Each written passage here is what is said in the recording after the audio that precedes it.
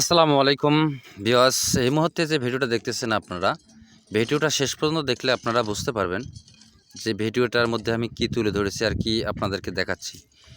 এই ব্লকটা হচ্ছে 40 ব্লক, 2 জনে টানে এবং নিয়ে আসে, ওজন আছে। তো যারা এগুলা কাজ কন্টিনিউ করে তারা কিন্তু তাদের জন্য কিছুই না, আর যারা নতুন তারা কিন্তু এই কাজ করতেও পারবে না এবং ভারী লাগবে, ওজন বেশি মনে করবে। তো এখানে দেখলেন একটু আগে যে নৌকা থেকে আনলোড করা হইতেছে, লোড করানো হইতেছে। এখন দেখতেছেন যে নৌকা থেকে উপরে উঠাইছে, এখন শুধু মালটা প্লেসিংয়ের মধ্যে বসাচ্ছে।